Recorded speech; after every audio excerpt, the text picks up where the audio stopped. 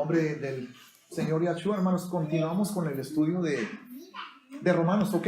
Así que estamos en el capítulo 1. Les invito a que abran su Biblia en ese pasaje, Romanos 1, y vamos al versículo 18, por favor, hermanos.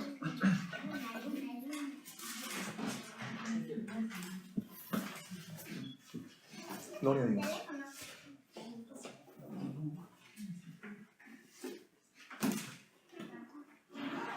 Aleluya. Le damos gracias al Padre y lo bendecimos porque Él es bueno. ¿Verdad que sí lo es? Amén. ¿Verdad que Dios es bueno, hermano? Amén. Amén. Todo el tiempo. Y es bueno todo el tiempo. Y nos ama de una manera que no podemos comprender, pero sí podemos creerlo, ¿verdad? Y podemos recibirlo. Si no fuera por su amor, pues no estaríamos aquí. Así de sencillo. Y es una realidad. Juan 3:16 nos enseña, muchos pasajes nos hablan del amor de Dios. De los más conocidos son Juan 3:16, que dice: porque de tal manera amó Dios al mundo, que ha dado a su Hijo unigénito, para que todo aquel que en él cree no se pierda, mas tenga vida eterna. Y también primera de Juan 4:8, donde dice: el que no ama no ha conocido a Dios, porque Dios es amor. Y eso es verdad. Pero si leemos el versículo 18 de Romanos 1, donde dice: porque la ira de Dios se revela desde el cielo contra toda impiedad e injusticia de los hombres que detienen con injusticia la verdad. Entonces, nos encontramos con que al mismo tiempo que el amor es la principal cualidad divina, es el principal rasgo de personalidad de Abba, hermanos. El amor no descarta, no elimina de su personalidad también la ira. Porque es lo que estamos leyendo aquí. La ira de Dios se revela desde el cielo contra toda impiedad e injusticia de los hombres que detienen con injusticia la verdad. Entonces, ¿puede sentir Dios o puede haber en Él al mismo tiempo amor e ira? ¿Será posible eso? Pues claro que sí, ¿verdad? Claro que sí. Lo que pasa es esto. ¿Desde cuándo nos amó Dios? Desde antes de la fundación del mundo. Desde antes de crear al mundo. Ahora, si tratamos de ubicarnos en nuestra imaginación, cosa que es muy difícil, porque Dios es infinito, y el hecho de saber y de creer que Él no tiene principio es algo que desafía el razonamiento humano.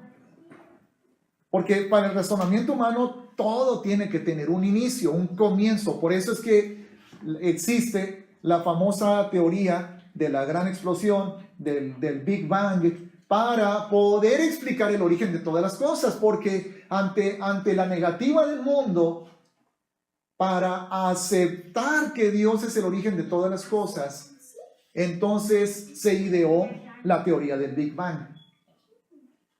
La única forma en que yo acepto la teoría del Big Bang, hermanos, es creyendo que Dios habló y ¡bang! Se creó todo. Esa es la teoría del Big Bang que yo creo. Pero no de que en algún momento, por alguna razón, una masa súper densa de materia hizo explosión y formó todo el universo, ¿verdad? Entonces, en esa infinidad de Dios, en esa eternidad de Dios, porque la eternidad de Dios es tanto hacia el pasado como hacia el futuro, es eterno, no tiene principio ni fin. Tratemos en nuestra imaginación de ubicarnos en algún punto de la eternidad, en el pasado, cuando no existía nada, ¿verdad? Nada más Dios. Él y Él mismo.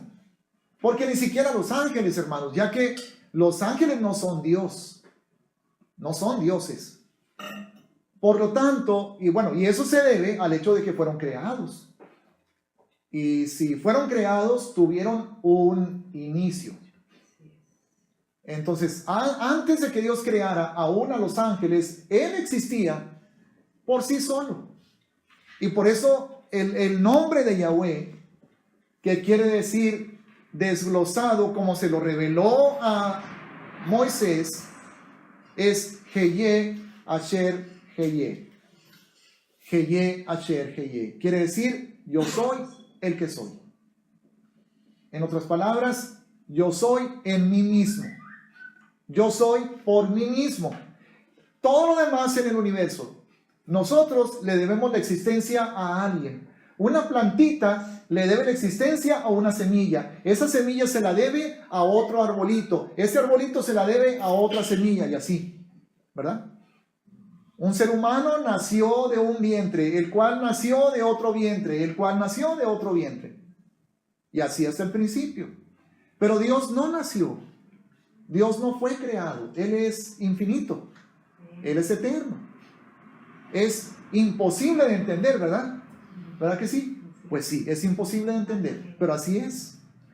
Si lo pudiéramos entender, entonces Dios podría ser contenido en la capacidad humana de raciocinio, y cualquier cosa que pueda ser contenida dentro de la capacidad humana de raciocinio no es Dios. Es un objeto. Es un objeto de estudio, ¿verdad? Ok. Pero yo puedo imaginarme a Dios elaborando todo su plan en algún momento de la eternidad. Él sabía que primero iba a crear a los ángeles. Él sabía que de esos ángeles, 1/3 se iba a rebelar contra él. Él sabía que luego iba a crear al mundo, donde iba a ser echado Satanás, donde después habría él de crear a Adán y a Eva y a la humanidad. Y él sabía que tanto los ángeles como la humanidad le iban a fallar. Él sabía que vendría el castigo. Él sabía que las personas escogerían el camino equivocado y que para salvarlos tendría forzosamente que entregarse él mismo para morir por los pecados de la humanidad, y que sufriría inmensamente. Y aún así nos creó. Porque no fue que el pecado lo sorprendiera, que el Señor haya elaborado un plan que todo iba a salir bien. Yo voy a revelarle al hombre mi gloria, a Adán y a Eva mi amor, mi compasión, mi bondad. Les voy a prodigar bendiciones, de modo que cuando Satanás llegue a tentarlos, ellos me van a ser fieles. Y luego Adán y Eva pecaron y el Señor se sorprendió. ¿Cómo? No, ¿verdad? ¿Verdad que no fue así? Él sabía todo. Él sabía que le íbamos a fallar. Y aún así, Él decidió crearnos. Entonces, en ese momento, en esa decisión que se remonta a una eternidad antes de la creación del mundo, en ese momento, Él nos amó, hermanos. Porque en ese momento Él supo todo lo que iba a pasar. Supo del sacrificio, supo de la traición humana, supo del sufrimiento de su hijo Yahshua, supo del rechazo que su pueblo sentiría, bueno, la mayoría, hacia su propio Mesías. Y aún así nos creó. Entonces, eso es amor. Amén. Es como cuando a unos papás, a una mamá, a unos papás, les dicen, porque ha sucedido muchas veces, hermanos, su bebé viene con esta situación, viene con este problema, no tiene cura, y les dice el doctor, yo sugiero el aborto.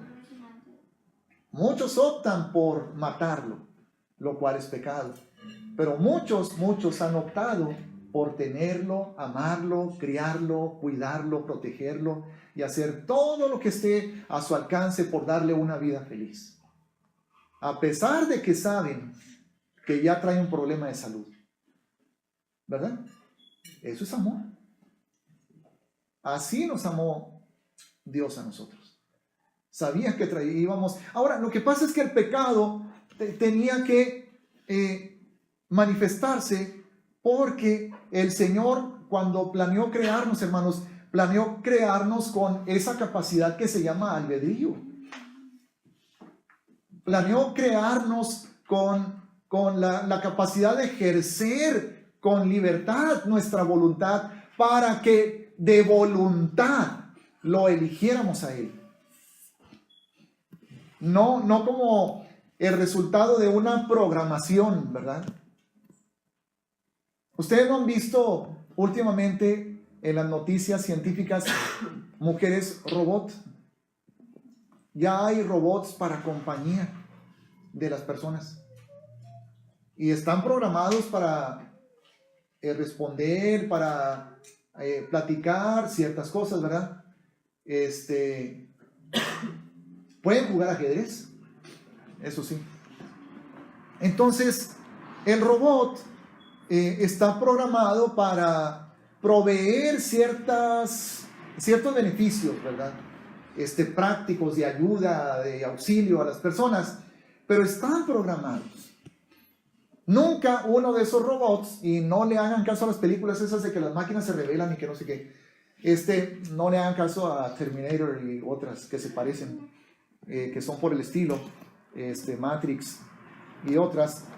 Pero el robot está programado para lo que está programado. Nunca va a decir el robot, te dejo y me voy con tu vecina. O no sé, o sea, algo por el estilo, ¿verdad? No tienen libre albedrío. No tienen albedrío. Dios nos dio a nosotros esa capacidad. Ya me imagino a una persona diciendo, ay, estoy muy contento con mi robot porque me ama mucho. ¿Cómo? O sea, es un robot, es una máquina, es alambres, silicón, plástico, ¿verdad? Entonces, bueno, Dios no nos hizo así. Dios nos creó para que lo eligiéramos a Él una vez que fuéramos confrontados por la maldad. Ese era el plan. Adán y Eva tenían que ser confrontados por la maldad, hermanos. De otra manera, ¿para qué decirle a un niño, verdad? Es como si yo pongo a Zoe en un cuarto, así, ella solita, nada más con una cámara escondida, y la siento ahí a la mesa, y pongo un chocolate y digo, no lo vayas a coger, y me voy. Pues por favor, o sea, entonces, ¿qué se espera uno? Que lo va a coger, ¿verdad? Entonces, eso fue lo que pasó. Igual podríamos haber dicho nosotros, o podríamos pensar, ¿por qué el Señor pone el árbol de la ciencia del bien y del mal, el cual les prohíbe a Adán y a Eva tomar de su fruto? Pues mejor que no lo ponga. Es que era necesario que lo pusiera. Para probar la obediencia, hermanos, para probar la fidelidad, y porque elegirlo a Él tiene que ser algo que salga del corazón. Entonces Dios sabía todo eso, hermanos, y sabía que Adán y Eva iban a fallar, y que, como dice Romanos 5:12, así como el pecado entró por un hombre a toda la humanidad, también por el pecado entró la muerte. Entonces Dios sabía eso, hermanos. Ahora, también sabía que seríamos minoría los que optaríamos de todo corazón por entregarle nuestra vida a Él y por darle nuestra obediencia y nuestra adoración, ¿verdad? Entonces, ¿por qué crea el Señor a la humanidad sabiendo que la mayoría se va a perder en el infierno y va a sufrir? Bueno, aquí puede desatarse una discusión muy profunda, interminable tal vez, pero yo digo lo siguiente, yo pienso lo siguiente, aún esos que se vayan al infierno, porque ya están muchos y se van a seguir yendo, y aún al final del milenio, la palabra dice que cuando el milenio termine, van a resucitar todos los muertos y todos van a comparecer ante el gran trono blanco y van a ser sometidos a juicio y los libros se van a abrir y muchos cuyos nombres no van a estar inscritos en el libro de la vida se van a ir directo al lago de fuego. Entonces la humanidad podrá decir: Dios es malo, Dios es injusto, ¿por qué nos creó? ¿Por qué nos creó? No nos hubiera creado. Así no estaríamos aquí sufriendo. Pues sí, pero cada persona que termine ahí sufriendo podrá reconocer que tuvo la oportunidad de escogerlo a Él. Tuvo la oportunidad de escogerlo a Él. Ahora, hermanos, Dios sabía que al crear a los ángeles, ellos serían seres que estarían siempre en una comunión directa con Él y con su gloria y con su santidad y su majestad, pero también les dio libre voluntad. De otra manera, Satanás y la tercera parte de los ángeles a los cuales se le engañó no se hubieran rebelado contra Dios, pero tenían había la diferencia de que ellos no fueron tentados por alguien externo. Surgió de su misma vanidad, de su mismo orgullo, el anhelo de ocupar ese lugar. En otras palabras, no fueron tentados por una situación externa de robo, de mentira, de adulterio, de asesinato. No, la tentación fue desplazarlo a Él. Esa fue la tentación. O sea, algo incomprensible. Decir, estoy feliz bajo esta cobertura, la autoridad de Dios eterno.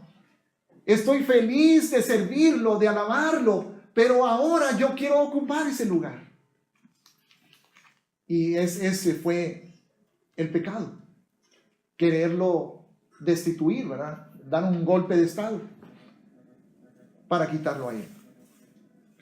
Entonces, a Él los hizo sus siervos, pero a nosotros nos creó para ser su familia, para ser su pueblo, a la humanidad entera, a la humanidad entera. Pero luego cuando el pecado entra a Adán y a Eva, entonces no es que el plan se echó a perder, no, él ya sabía que eso iba a pasar. Y simplemente el plan continuó. Más bien eso es lo que estaba pasando. El plan estaba continuando. No era la voluntad de Él que pecáramos, pero sabía que iba a suceder. Y Él ya tenía planeado lo que le dijo a la serpiente en Génesis capítulo 3. Cuando le dice: pondré enemistad entre ti y la simiente de la mujer. Ella te herirá en la cabeza y tú le herirás en el calcañar. Ya estaba el plan, hermanos, y ahí fue revelado. Pero en lo que se fue desarrollando el plan, que consistió primero en eliminar toda esa generación perversa hasta Noé. Eliminar toda esa generación perversa. Se salvaron Noé y sus 3 hijos, su esposa, sus 3 hijos y sus 3 nueras.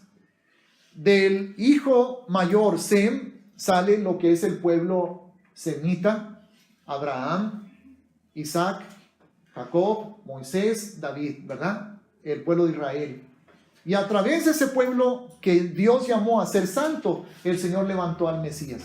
Primero para salvarlos a ellos, porque al judío primeramente y después al griego, ¿verdad? Y luego para extender esa salvación por adopción a los gentiles. Como lo vemos en Efesios capítulo 2, que antes nosotros éramos ajenos a la ciudadanía de Israel, éramos ajenos a los pactos y a las promesas. Y en el versículo 19 nos dice, de Efesios 2, que fuimos adoptados y ahora sí, recibidos en el pueblo santo y en la familia de Dios. La familia de Dios siendo Israel. Si nosotros hubiéramos sido la familia de Dios siempre, entonces no diría, tú fuiste recibido en la familia de Dios, entonces ya hubiéramos sido la familia de Dios. Pero como la familia de Dios es Israel, a nosotros se nos recibió. La enseñanza de Pablo, hermanos, la enseñanza, la doctrina, la teología paulina en ese sentido, es que Israel no es desplazado.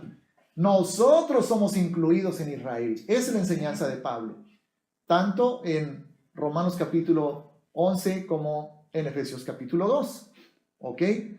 Entonces, el plan de Dios se lleva a cabo, pero siempre, hermanos, el pecado, a través del Tanaj, podemos nosotros leer que produce una reacción de Dios.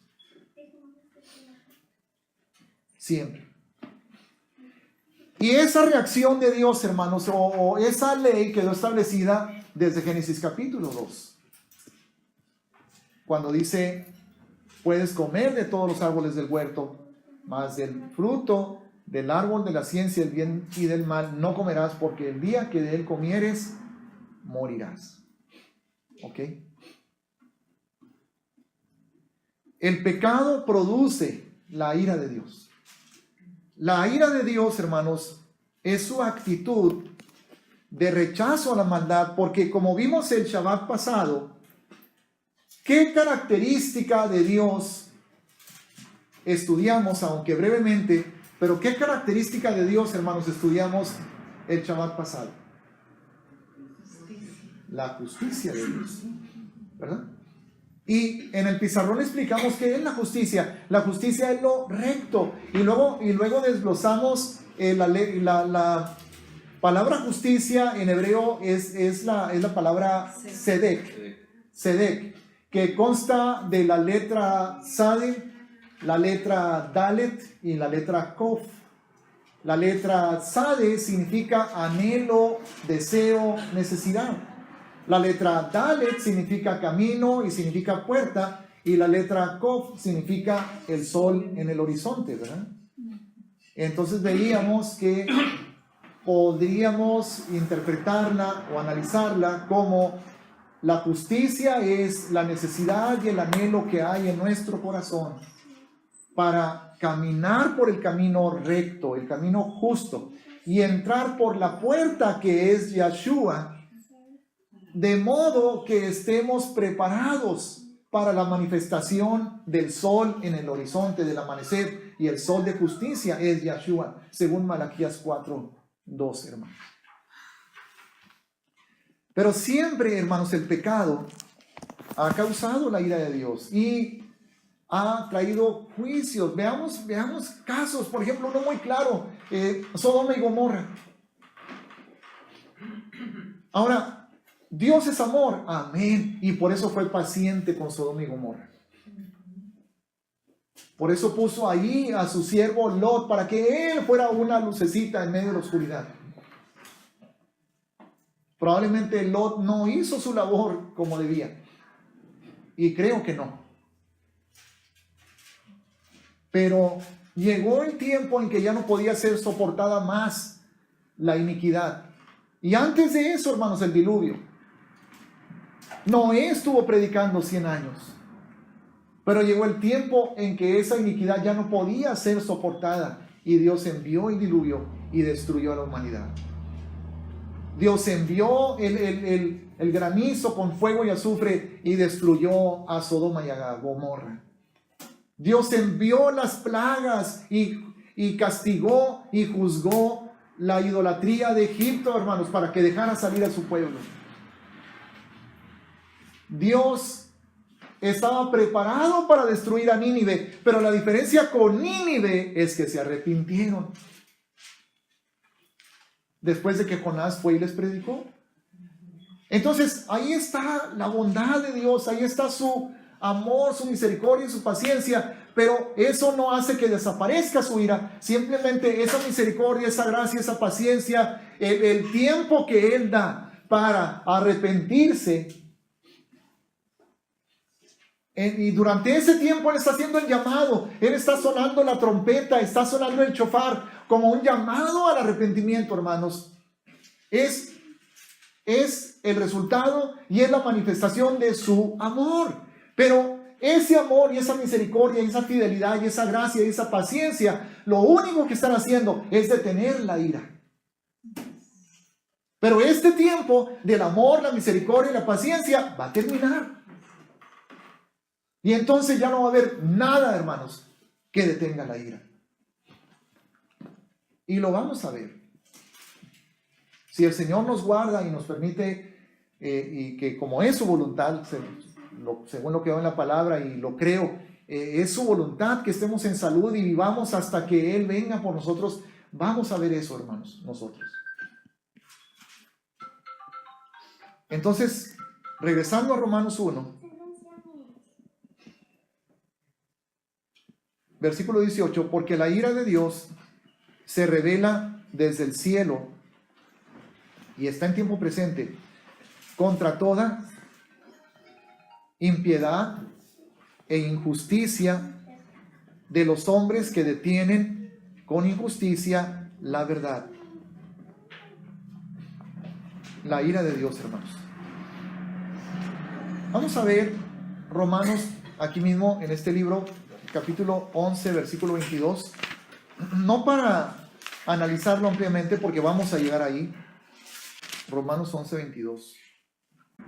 Dice la palabra: mira pues la bondad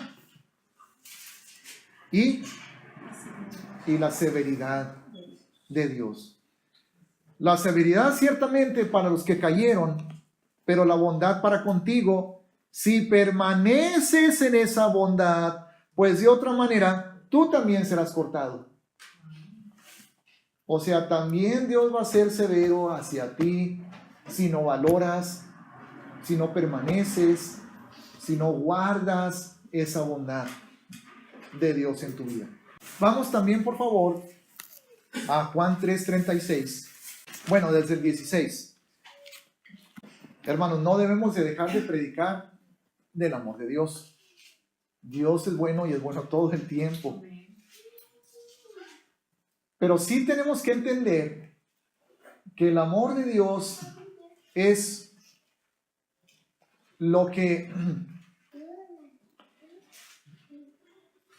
echó a andar el plan de redención a través del sacrificio de Yeshua como única manera de salvarnos de la condenación y de su ira, de su misma ira, hermanos.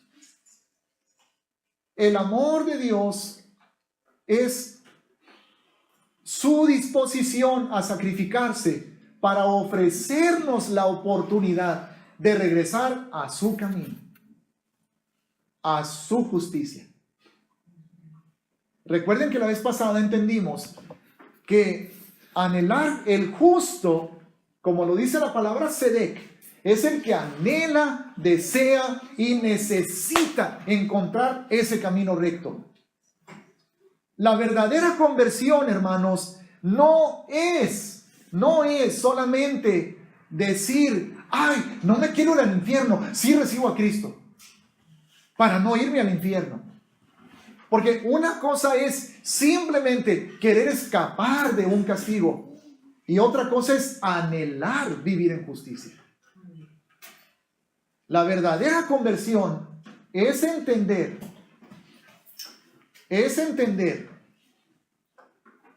que he estado apartado de la justicia, que he estado provocando la ira de Dios por mi pecado, y es anhelar ser restaurado al plan y a la justicia de Dios.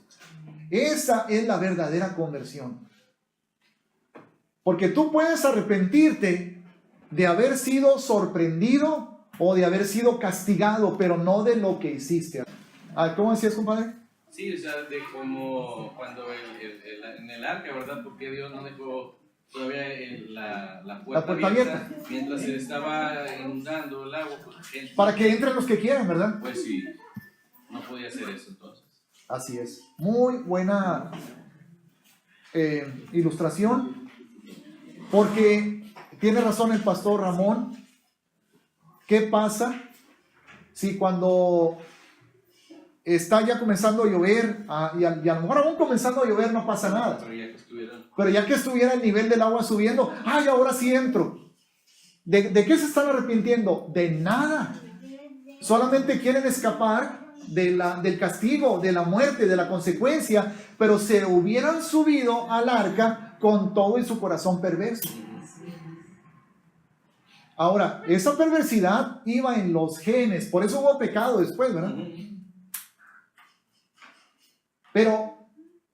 Pero Noé, con sus hijos, le creyó a Dios. Esa es la diferencia. Esa es la diferencia, hermanos.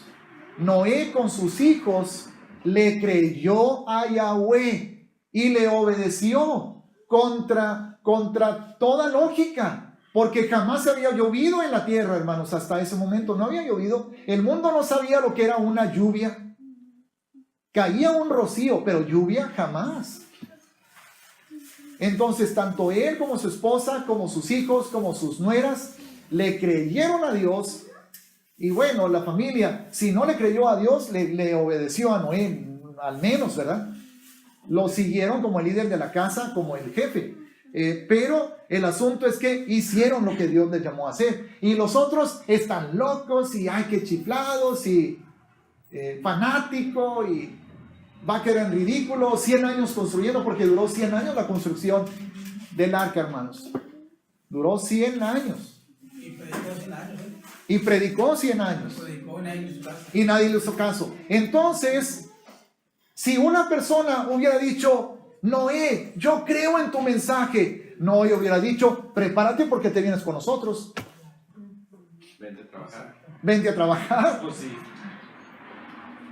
Porque Vente esa a es la trabajar. señal. Vente a trabajar. La obediencia que estaban haciendo era trabajar en eso. Es correcto. Vente a trabajar y exponte, vas a tener que estar dispuesto a la burla y al rechazo de toda tu familia. No le hace, yo creo, ah bueno, pues bienvenido. Pero nadie lo hizo.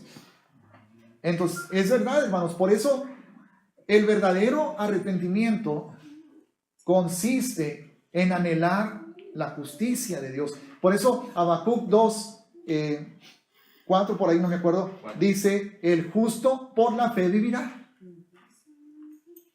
Ahora, fíjense cómo está hablando de una salvación futura del que ya es justo.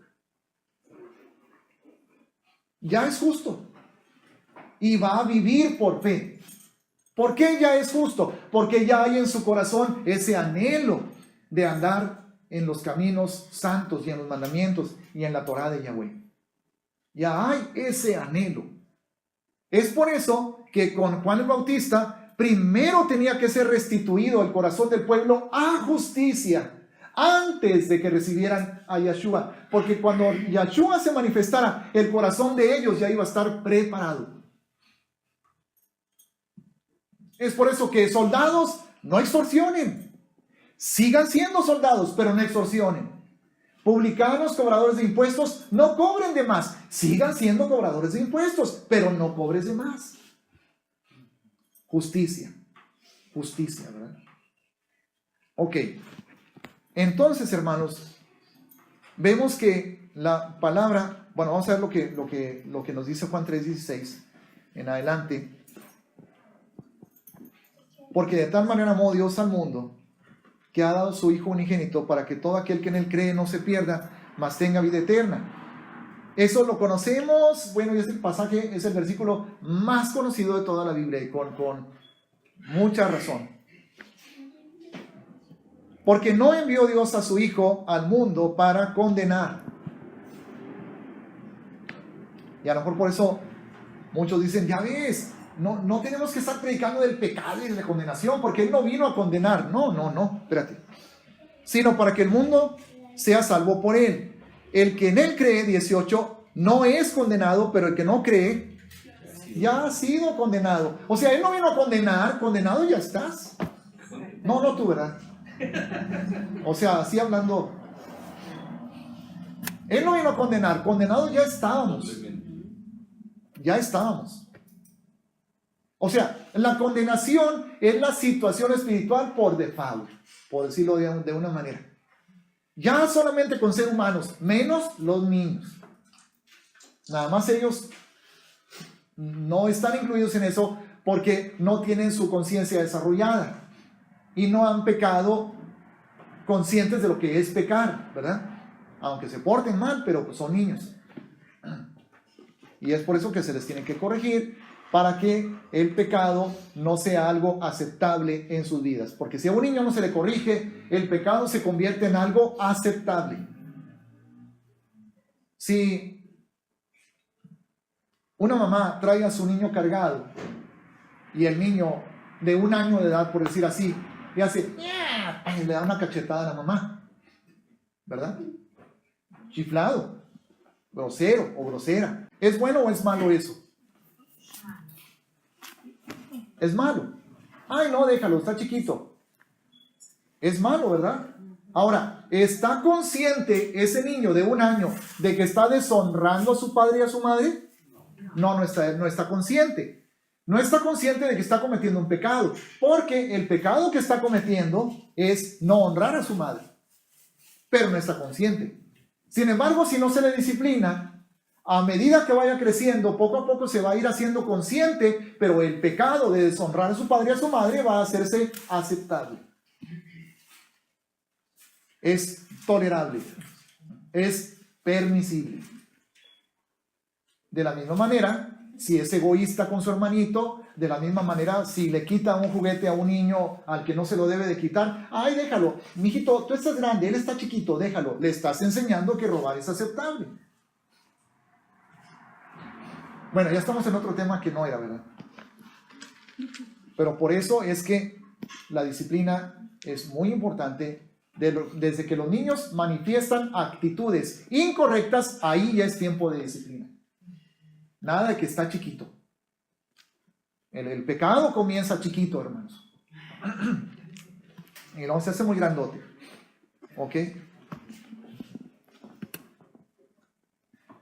Y esta, dice el versículo 19, es la condenación, que la luz vino al mundo y los hombres amaron más las tinieblas que la luz, porque sus obras eran malas. Y es por eso, hermanos, que se fueron o se van a ir al infierno, aunque digan que es injusto Dios porque nos creó y porque para qué nos deja ser tentados. Pues sí, pero te dio la oportunidad. Es como, no sé, ¿verdad? A lo mejor el ejemplo no es así muy adecuado. Voy a usar también el ejemplo de los hijos en un embarazo, que por alguna razón se descubriera que uno de ellos, vamos a decir que estás esperando gemelos o cuates, y por alguna razón se supiera o se descubriera o tú supieras que uno de ellos te va a dar muchos problemas.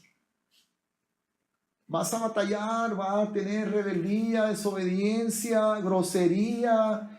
Ay, pero el otro te va a dar muchas satisfacciones y así, motivos de orgullo, aunque a los dos los vas a amar porque son tus hijos los dos. Pero interrumpirías el embarazo porque, ay no, yo sé que sí va a ser muy bueno, pero igual eso voy a sufrir. Ay, yo no quiero sufrir, vámonos. Les das la oportunidad a los dos. Como Esaú y Jacob. Como Esaú y Jacob. Les da la oportunidad a los dos. Ahora, Esaú, ya que menciona el hermano Ricardo ese caso, pudo haber escogido lo correcto. No lo escogió. Caín y Abel. Caín y Abel. Caín pudo haber escogido lo correcto. ¿Enojado porque Dios no ha aceptado sus sacrificios? Bueno, pues ten la actitud correcta para que los acepte. Dale lo que Él pide. Hazlo de corazón sincero.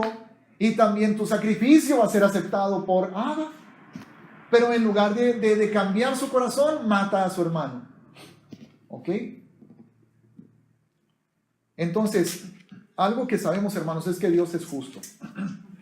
Y que hay algo que sí podemos afirmar. No hay una sola alma en el infierno. No hay una sola alma en el infierno. Ni habrá una sola alma en el infierno injustamente. Ni una sola. Entonces, Dios es justo.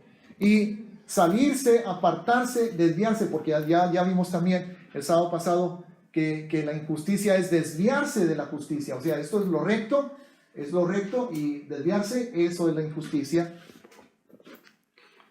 Dios es justo Y la injusticia trae condenación, trae castigo, trae la ira de Dios.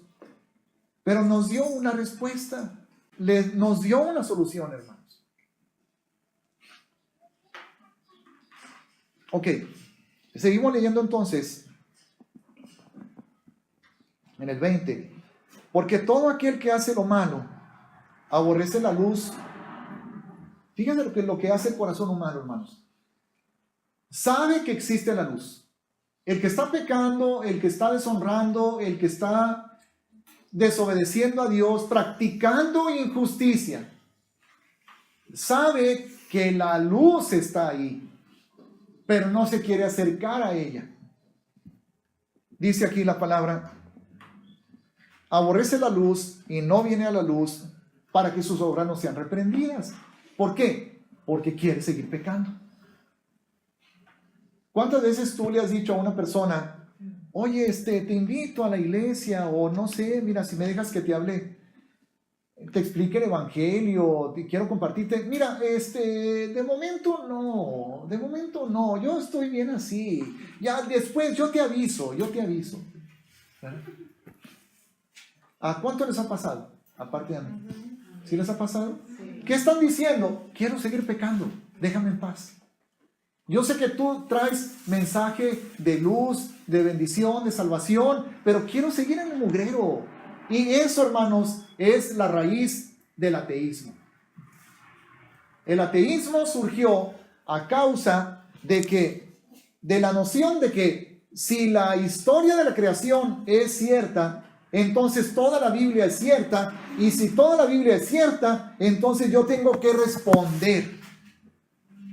Tengo que dar cuentas de mi comportamiento, porque voy a ser medido con la palabra. Y no quiero.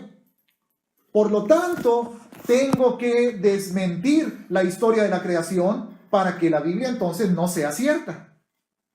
Y si demuestro que vengo del chango, bueno, hay unos que no batallan mucho en eso, pero sí, por sus actitudes, por sus comportamientos, ¿verdad? Por su forma de vivir. Pero si demuestro que vengo del chango, entonces esto es mentira y ya no tengo que darle cuentas a Dios.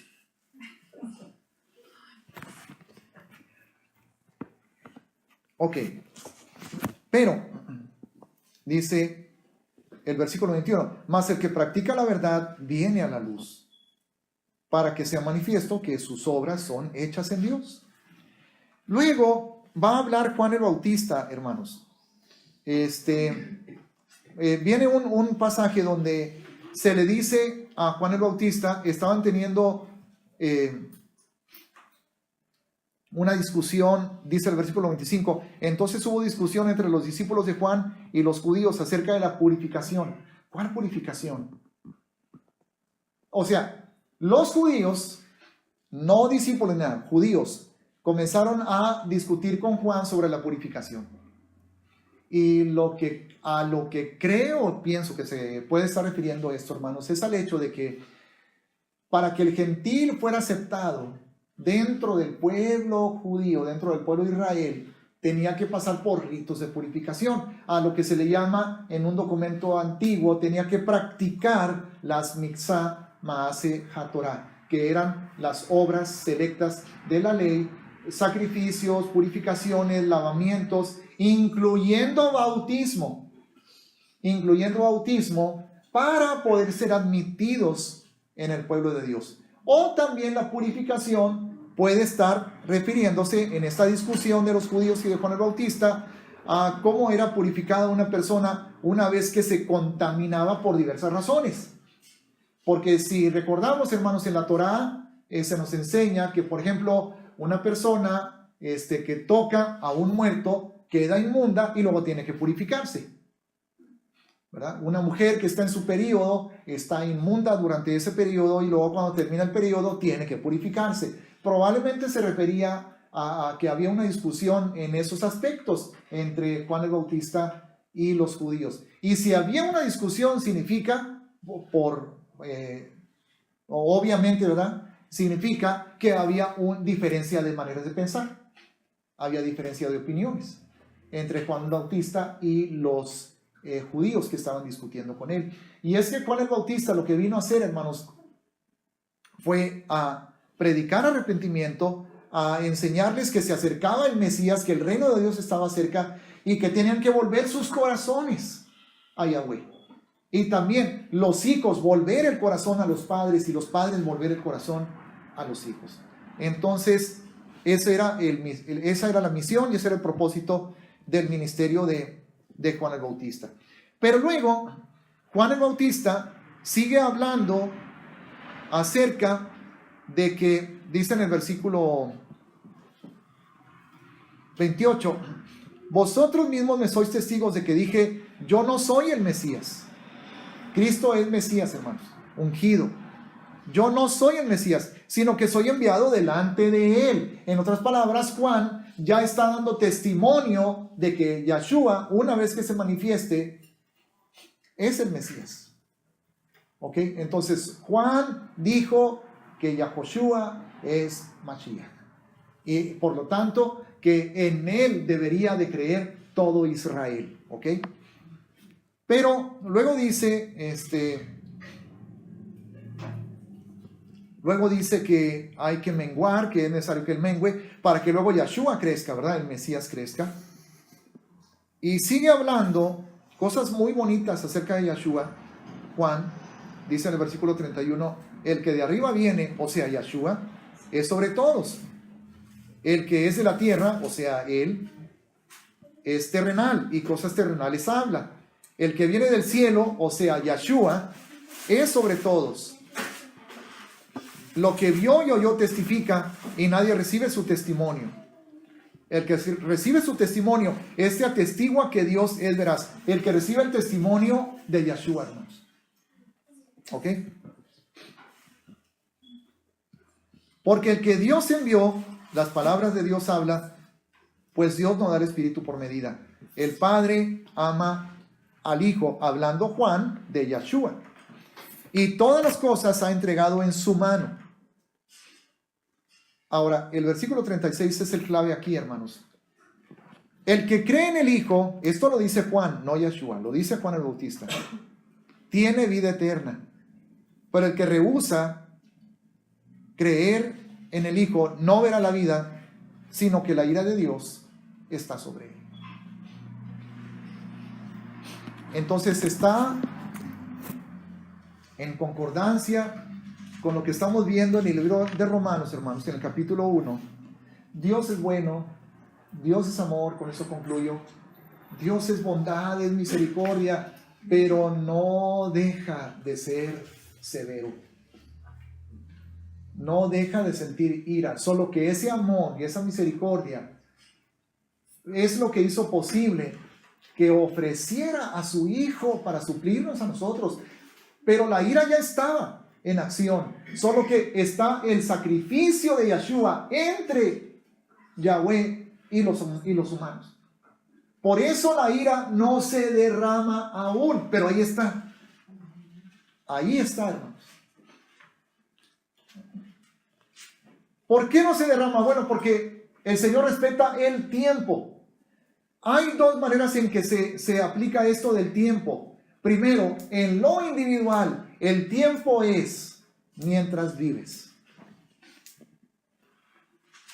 Mientras vives, tienes tiempo de arrepentirte. Y en lo global, hablando de la humanidad entera, el tiempo es hasta el arrebatamiento. Hasta ahí se acaba.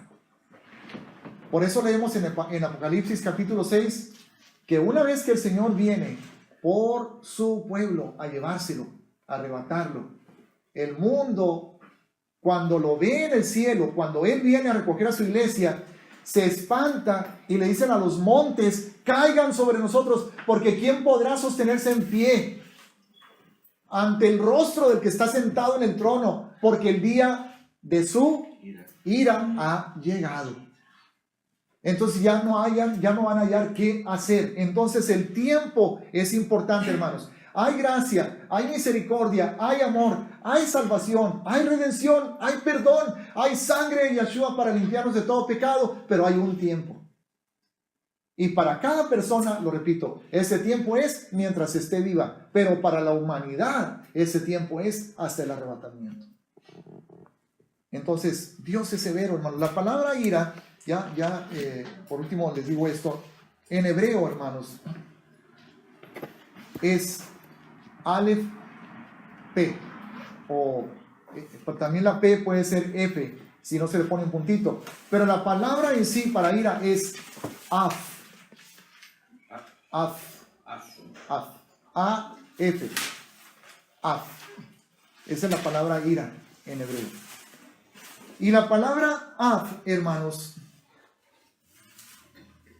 significa rostro, significa respirar fuerte, significa airado. Imagínense una cara respirando fuerte. ¿Nunca han visto a una persona que de tan enojada que está como que resopla? Bueno, esa es ira. Eso es lo que significa la palabra Af. Entonces, está bien predicar el amor de Dios. Está bien predicar la bondad, pero no debemos, hermanos, dejar a un lado la realidad de la ira. Recibe el amor de Dios, recibe la bondad de Dios, porque si no, vas a recibir la ira de Dios. La invitación es, por eso, a creer. Cuando evangelizamos, no es muy común que le digamos a la gente: te tengo una mala noticia, la ira de Dios está sobre ti. No es común eso, pero es la realidad. Nos enfocamos más en la buena noticia, Dios te ama, pero saben que jamás se va a apreciar una buena noticia si no conocemos la mala. Jamás se va a apreciar la salvación si no entendemos de qué me está salvando. Entonces tiene que predicar ambas cosas. Lo grave que es delante de Dios el pecado, y luego viene la buena noticia de su maravilloso amor y de la gloriosa salvación que nos dio a través del Mesías Yahshua. Amén.